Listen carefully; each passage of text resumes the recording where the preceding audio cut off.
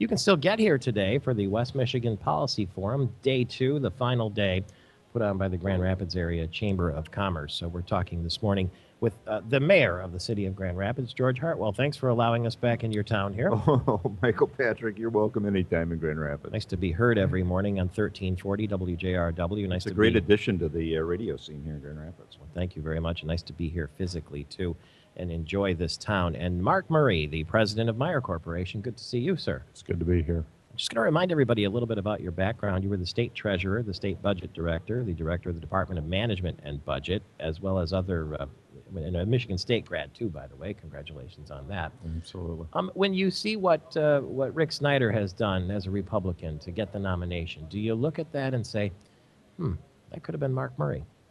Oh, no. It was a good discussion in the primary. Good, strong candidates, and I think everyone who's in the long-term political scene was impressed with the number of people Rick Snyder animated and energized, and you could see it in signs and lawn signs around the state, and I think you just see good energy going right now. The curious thing is that he is a businessman, obviously, running for governor. We had that 4 years ago with Dick Devos. Of course, there wasn't a Governor Granholm. There isn't a Governor Granholm to run against now.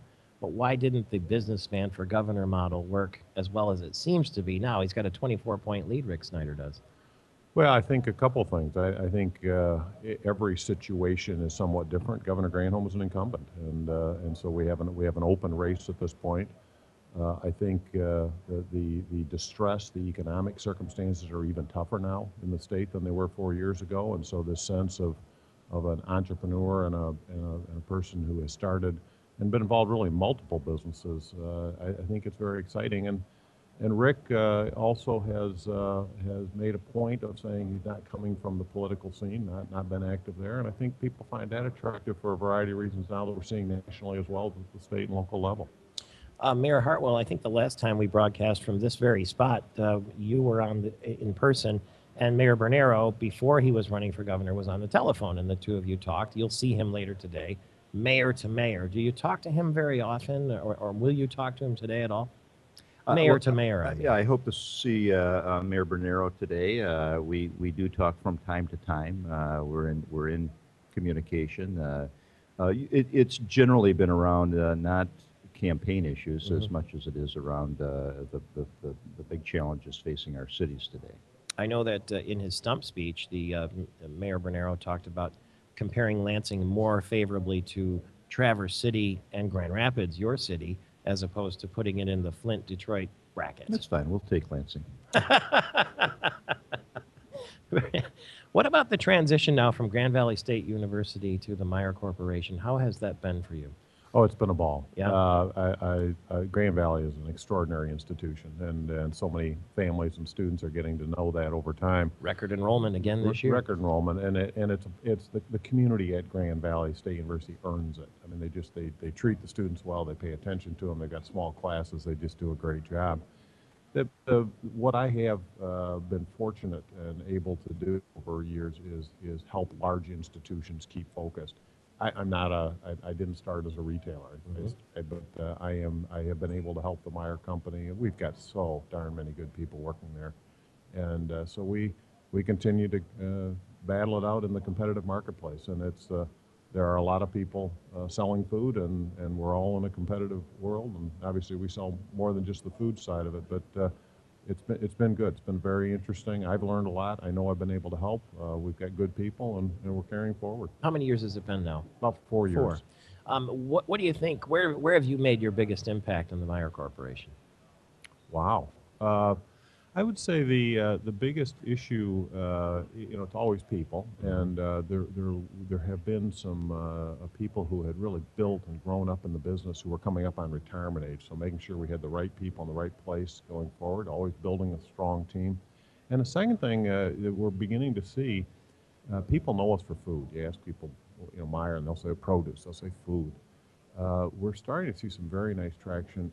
In addition to that, on the non-food side, the quality of the clothing has been up, but we're getting a lot more brands in. There's a lot going on and as customers have gone over, we're seeing people who haven't been shopping the non-food side in recent years now shopping it and then coming back for more. So we're starting to see some nice improvements in that other side of the store for a lot of us. And I've shopped at Meijer since I had money. I love the place, and so it's a real privilege to work there.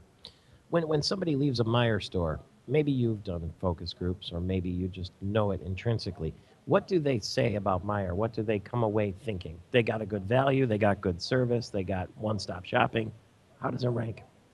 Well, there is a low price perception, and there's good sales. I'd say when we do the focus, and we certainly do, we talk to customers informally, but we certainly have structured ways to talk to customers.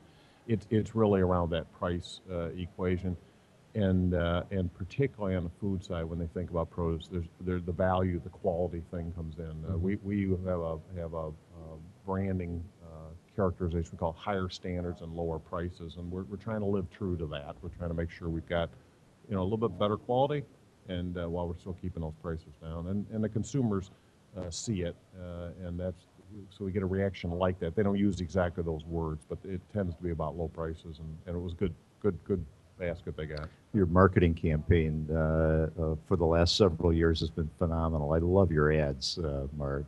Well, if you can take some credit for that, go ahead and take it right now. But I can't. We've got some very good creative people.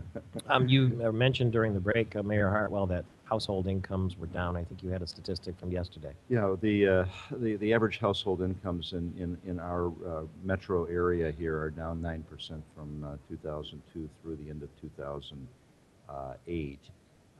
A disturbing statistic. I mean, yesterday, Mark Murray facilitated a panel of experts, a fascinating conversation here at the conference on Michigan's ranking in the nation, on our economic statistics, and you came away from it sobered for certain. It's a difficult position, a state that has understood itself as a great economic engine, a leader in the nation.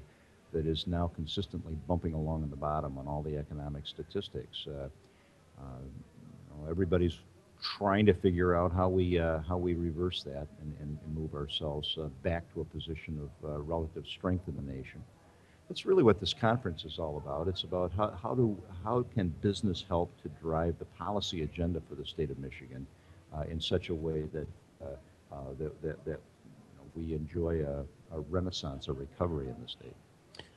How does that translate into sales at Meijer, for instance? If household income's down 9% in Grand Rapids, does that follow that groceries and? Well, the good news in the food business is it's such a basic activity, and people actually are pulling back from the restaurants a little bit, and so food is a much more stable area to be in business.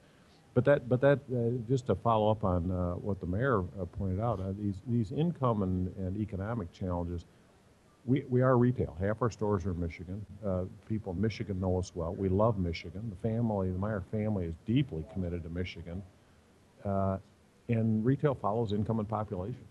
We have a big stake in this question, and to have declining population, to have declining income, and the figures that Jeff Guilfoyle from the Citizens Research Council, which is just a great, absolute, straight-shooting, nonpartisan, long-time factual. I mean, they had us ranked, include the District of Columbia, so they had us ranked 51st out of 51 in income and employment and all, and it is sobering. It's a perfect word for it. And the question now is, how do we put our heads up and move forward? Because those numbers are looking backwards, and this has been a very, very tough decade for the state.